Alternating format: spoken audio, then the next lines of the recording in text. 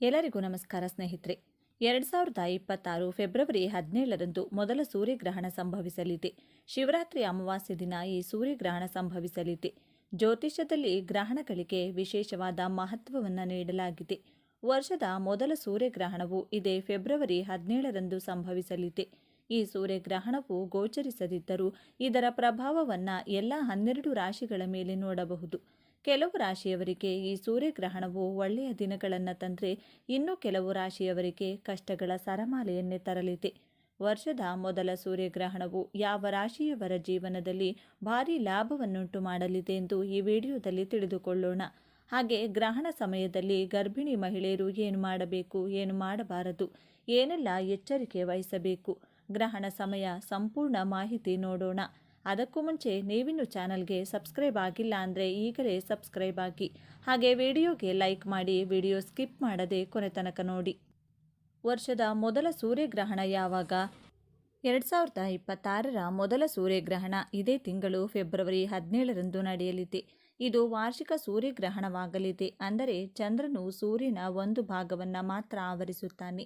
ಈ ಸೂರ್ಯಗ್ರಹಣವು ಫೆಬ್ರವರಿ 17ರಂದು ಗ್ರಹಣದ ಆರಂಭ ಸಂಜೆ 5:26 ಗಂಟೆಗೆ, ಗ್ರಹಣದ ಮುಕ್ತಾಯ ರಾತ್ರಿ 7:57 ಗಂಟೆಗೆ, ಅವಧಿ ಒಟ್ಟು 2 ಗಂಟೆ 31 ನಿಮಿಷಗಳ ಕಾಲ.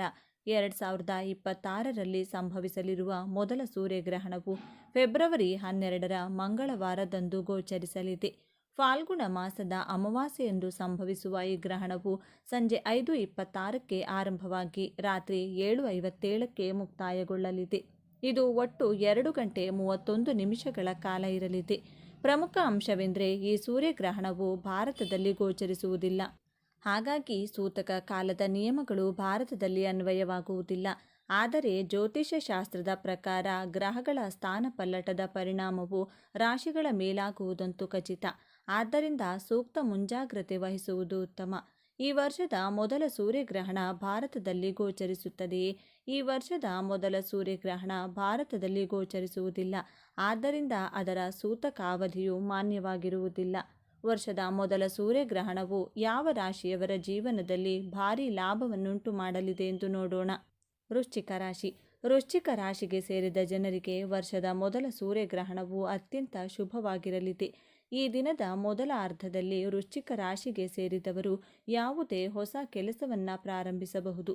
ವರ್ಷಗಳಿಂದ ಅಪೂರ್ಣಗೊಂಡಿದ್ದ ಈ ರಾಶಿಯವರ ಕೆಲಸಗಳೆಲ್ಲವೂ ಈಗ ಒಂದೊಂದಾಗಿ ಪೂರ್ಣಗೊಳ್ಳಲು ಪ್ರಾರಂಭವಾಗುತ್ತದೆ.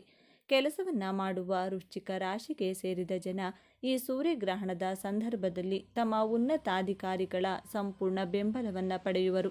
ಈ ರಾಶಿಯವರಿಗೆ ವರ್ಷದ ಮೊದಲ ಸೂರ್ಯಗ್ರಹಣವು ಲಾಭದಾಯಕವಾಗಿರಲಿದೆ ಮತ್ತು ಈ ಅವಧಿಯಲ್ಲಿ ನೀವು ಹೆಚ್ಚಿನ ಅನುಕೂಲವನ್ನು ಪಡೆಯುವಿರಿ. ಸರ್ಕಾರಿ ಕೆಲಸ ಮಾಡುವ ವೃಶ್ಚಿಕ ರಾಶಿಗೆ ಸೇರಿದ ಜನರು ತಮ್ಮ ಹಿರಿಯ ಅಧಿಕಾರಿಗಳೊಂದಿಗೆ ಉತ್ತಮ ಸಂಬಂಧವನ್ನು ಹೊಂದುವರು. ಇದರಿಂದಾಗಿ ಮುಂಬರುವ ದಿನಗಳಲ್ಲಿ ನಿಮಗೆ ಲಾಭವಾಗಲಿದೆ.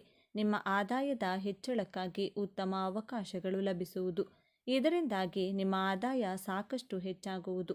ಈ ಅವಧಿಯಲ್ಲಿ ವೃಶ್ಚಿಕ ರಾಶಿಗೆ ಸೇರಿದ ಜನರಿಗೆ ಭವಿಷ್ಯಕ್ಕಾಗಿ ಹೆಚ್ಚು ಹಣ ಉಳಿತಾಯ ಮಾಡಲು ಸಾಧ್ಯವಾಗುತ್ತದೆ. ನೀವು ಈ ಸಮಯದಲ್ಲಿ ಶಾರೀರಿಕ ಮತ್ತು ಮಾನಸಿಕ ಒತ್ತಡಗಳಿಂದ ಮುಕ್ತಿ ಹೊಂದುವಿರಿ. ವರ್ಷದ ಮೊದಲ ಸೂರ್ಯಗ್ರಹಣದ ಸಂದರ್ಭದಲ್ಲಿ ನೀವು ನಿಮ್ಮ ಸಂಗಾತಿಯೊಂದಿಗೆ ಉತ್ತಮ ಸಂಬಂಧವನ್ನು ಹೊಂದುವಿರಿ. ಕಟಕ ರಾಶಿ. ವರ್ಷದ ಮೊದಲ ಸೂರ್ಯಗ್ರಹಣವು ಕಟಕ ರಾಶಿಗೆ ಸೇರಿದ ಜನರಿಗೆ ಲಾಭದಾಯಕವಾಗಿರಲಿದೆ. ವ್ಯಾಪಾರವನ್ನು ಮಾಡುವ ಈ ರಾಶಿಯವರಿಗೆ ಸೂರ್ಯಗ್ರಹಣದ ಸಂದರ್ಭದಲ್ಲಿ ಉತ್ತಮ ವ್ಯಕ್ತಿಗಳ ಭೇಟಿಯಾಗುವುದರೊಂದಿಗೆ ಅತ್ಯುತ್ತಮ ಅವಕಾಶಗಳು ಸಹ ಲಭಿಸುವುದು. ಕಟಕ ರಾಶಿಗೆ ಸೇರಿದ ಜನರು ಈ ದಿನ ತಮ್ಮ ಕುಟುಂಬದ ಎಲ್ಲ ಸದಸ್ಯರೊಂದಿಗೆ ಉತ್ತಮ ಸಮಯವನ್ನು ಕಳೆಯುತ್ತೀರಿ. ಈ ರಾಶಿಯ ವಿದ್ಯಾರ್ಥಿಗಳಿಗೆ ವರ್ಷದ ಮೊದಲ ಸೂರ್ಯಗ್ರಹಣವು ಶುಭವಾಗಿರಲಿದೆ. ಈ ಸಮಯದಲ್ಲಿ ನಿಮ್ಮ ಧನಸಂಪತ್ತು ಹೆಚ್ಚಾಗುವುದರೊಂದಿಗೆ ನೀವು ಸಮೃದ್ಧಿಯನ್ನು ಸಹ ಹೊಂದುವಿರಿ. ಹಳೆಯ ಎಲ್ಲ ವಾದ ವಿವಾದಗಳಿಂದ ಕಟಕ ರಾಶಿಗೆ ಸೇರಿದ ಜನರು ಈ ಸಂದರ್ಭದಲ್ಲಿ ಮುಕ್ತಿ ಹೊಂದುವರು. ನಿಮ್ಮ ಮನೆಯವರೆಲ್ಲರ ಸಂಪೂರ್ಣ ಬೆಂಬಲವು ನಿಮಗೆ ದೊರಕುವುದು. ಇದರಿಂದಾಗಿ ನಿಮ್ಮ ಗುರಿಯನ್ನು ತಲುಪುವಲ್ಲಿ ನೀವು ಯಶಸ್ಸು ಸಾಧಿಸುತ್ತೀರಿ. ಸಮಾಜದಲ್ಲಿ ನಿಮ್ಮ ಗೌರವ ಮತ್ತು ಖ್ಯಾತಿ ಹೆಚ್ಚಾಗಲಿದೆ. ಆಧ್ಯಾತ್ಮಿಕತೆಯಲ್ಲಿ ಕಟಕ ರಾಶಿಗೆ ಸೇರಿದ ಜನರ ಆಸಕ್ತಿ ಈ ಸಂದರ್ಭದಲ್ಲಿ ಹೆಚ್ಚಾಗಲಿದೆ. ಕೆಲಸದ ವಿಚಾರದಲ್ಲಿಯೂ ಈ ಸಮಯದಲ್ಲಿ ನಿಮಗೆ ಶುಭವಾಗಲಿದೆ. ನಿಮ್ಮ ಜೀವನದಲ್ಲಿ ಹೊಸ ವಿಷಯಗಳು ನಡೆಯಬಹುದು. ಕಟಕ ರಾಶಿಗೆ ಸೇರಿದ ಜನರು ಈ ಅವಧಿಯಲ್ಲಿ ಅತ್ಯುತ್ತಮವಾದ ಬದಲಾವಣೆಯನ್ನು ಕಾಣುವರು. ಮಿಥುನ ರಾಶಿ.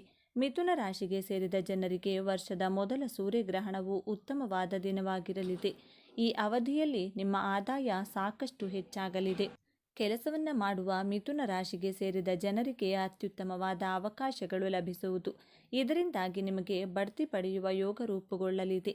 ಈ ಸಮಯದಲ್ಲಿ ಮಿಥುನ ರಾಶಿಗೆ ಸೇರಿದ ಜನರು ತಮ್ಮ ಸ್ನೇಹಿತರನ್ನ ಭೇಟಿಯಾಗಬಹುದು. ವರ್ಷದ ಮೊದಲ ಸೂರ್ಯಗ್ರಹಣದ ಸಂದರ್ಭದಲ್ಲಿ ನಿಮ್ಮ ಸಂಗಾತಿಯೊಂದಿಗೆ ಉತ್ತಮ ಸಮಯವನ್ನು ಕಳೆಯುತ್ತೀರಿ. ಈ ಸಮಯದಲ್ಲಿ ಮಿಥುನ ರಾಶಿಗೆ ಸೇರಿದ ಜನರಿಗೆ ಹೆಚ್ಚು ಲಾಭವಾಗಲಿದೆ. ಹಲವು ವರ್ಷಗಳಿಂದ ಅಪೂರ್ಣಗೊಂಡಿದ್ದ ಈ ರಾಶಿಯವರ ಕೆಲಸಗಳೆಲ್ಲವೂ ಈಗ ಪೂರ್ಣಗೊಳ್ಳುತ್ತದೆ. ಈ ಅವಧಿಯಲ್ಲಿ ಮಿಥುನ ರಾಶಿಗೆ ಸೇರಿದ ಜನರು ಎಲ್ಲ ಕ್ಷೇತ್ರಗಳಲ್ಲಿಯೂ ಯಶಸ್ಸು ಗಳಿಸುತ್ತಾರೆ.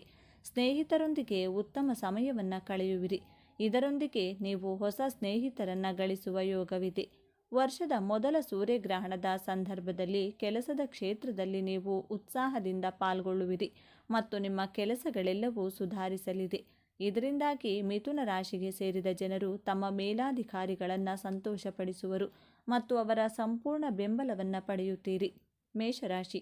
ಈ ಸೂರ್ಯಗ್ರಹಣದ ಕಾರಣದಿಂದ ಹೆಚ್ಚು ಆದಾಯ ಗಳಿಸಲು ಅನೇಕ ಅವಕಾಶಗಳು ಸಿಗುತ್ತದೆ. ಇದರಿಂದ ನಿಮ್ಮ ಆರ್ಥಿಕ ಸ್ಥಿತಿಯನ್ನು ಸುಧಾರಿಸುತ್ತದೆ. ಯಾವುದೇ ಯೋಜನೆಯಲ್ಲಿ ಹಿಂದೆ ನೀವು ಹೂಡಿಕೆ ಮಾಡಿದರೆ ಅದರಿಂದ ಪ್ರಯೋಜನಗಳನ್ನು ಪಡೆಯುತ್ತೀರಿ.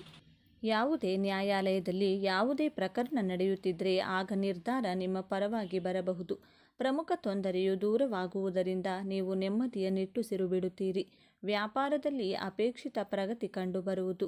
ಈ ರಾಶಿಯವರಿಗೆ ಲಾಭದಾಯಕವಾಗಿರಲಿದೆ. ನಿಮ್ಮ ಶಾರೀರಿಕ ಮತ್ತು ಮಾನಸಿಕ ಸ್ಥಿತಿ ಉತ್ತಮವಾಗಿರುವುದು ಮತ್ತು ನೀವು ಸಕಾರಾತ್ಮಕ ಪ್ರಭಾವಕ್ಕೆ ಒಳಗಾಗುವುದರಿಂದ ನೀವು ಸರಿಯಾದ ನಿರ್ಧಾರವನ್ನು ತೆಗೆದುಕೊಳ್ಳಬಹುದು. ವ್ಯಾಪಾರಿಗಳು ಹೆಚ್ಚು ಲಾಭ ಪಡೆಯುವರು. ಪ್ರೀತಿಯಲ್ಲಿರುವವರ ಜೀವನ ಉತ್ತಮವಾಗಿರುವುದು. ಕೆಲಸದಲ್ಲಿರುವವರಿಗೆ ಬೇರೆ ಕಂಪನಿಯಿಂದ ಉತ್ತಮ ಅವಕಾಶ ಲಭಿಸುವುದು. ಕುಟುಂಬದಲ್ಲಿನ ಮನಸ್ತಾಪಗಳು ದೂರವಾಗುವುದು. ಗಂಡನ ಮನೆಯವರೊಂದಿಗೆ ಉತ್ತಮ ಸಂಬಂಧ ಹೊಂದುವಿರಿ. ಸೂರ್ಯನ ಚಲನೆಯಲ್ಲಿನ 3 ಪಟ್ಟು ಬದಲಾವಣೆಯು ನಿಮಗೆ ವರದಾನವಾಗಲಿದೆ. ಕುಂಭರಾಶಿಗೆ ಸೂರ್ಯನ ಸಾಗಣೆಯು ನಿಮ್ಮ ಲಾಭದ ಮನೆಯನ್ನು ಸಕ್ರಿಯಗೊಳಿಸುತ್ತದೆ. ಹೊಸ ಆದಾಯದ ಮೂಲಗಳು ಹೊರಹೊಮ್ಮುತ್ತವೆ ಮತ್ತು ದೀರ್ಘಕಾಲದಿಂದ ಸ್ಥಗಿತಗೊಂಡಿರುವ ಹಣವನ್ನು ಮರುಪಡೆಯಲಾಗುತ್ತದೆ. ಉದ್ಯೋಗಿಗಳಿಗೆ ಬಡ್ತಿ ಅಥವಾ ಹೊಸ ಜವಾಬ್ದಾರಿಗಳು ಸಿಗಬಹುದು. ಇದಲ್ಲದೆ ನಿಮ್ಮ ಸಾಮಾಜಿಕ ಸ್ಥಾನಮಾನ ಹೆಚ್ಚಾಗುತ್ತದೆ. ಈ ಸಮಯದಲ್ಲಿ ನಿಮ್ಮ ಆತ್ಮವಿಶ್ವಾಸ ಹೆಚ್ಚಾಗುತ್ತದೆ ಮತ್ತು ನೀವು ಗೌರವವನ್ನು ಸಹ ಪಡೆಯುತ್ತೀರಿ. ಹೂಡಿಕೆಗಳು ಲಾಭವನ್ನು ನೀಡುತ್ತವೆ. ನಿಮ್ಮ ಆರ್ಥಿಕ ಪರಿಸ್ಥಿತಿಯನ್ನು ಸುಧಾರಿಸುತ್ತವೆ. ನಿಮ್ಮ ಯೋಜಿತ ಯೋಜನೆಗಳು ಯಶಸ್ವಿಯಾಗುವ ಸಾಧ್ಯತೆ ಇದೆ ಮತ್ತು ಹೊಸ ಆದಾಯದ ಮೂಲಗಳು ಹೊರಹೊಮ್ಮಬಹುದು.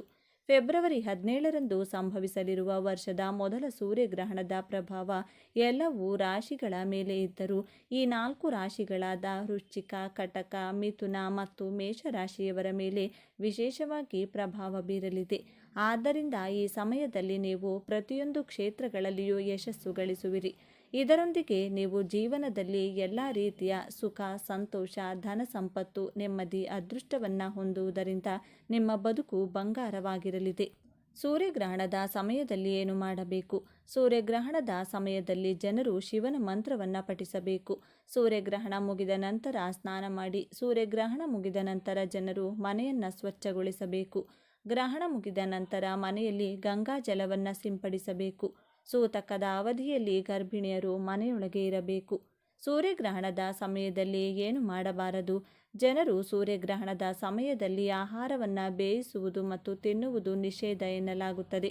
ಜನರು ಎಂದಿಗೂ ಗ್ರಹಣವನ್ನು ಬರಿಗಣ್ಣುಗಳಿಂದ ನೋಡಬಾರದೆಂದು ಸಲಹೆ ನೀಡಲಾಗುತ್ತದೆ. ಗ್ರಹಣದ ಸಮಯದಲ್ಲಿ ಮಲಗಬಾರದು.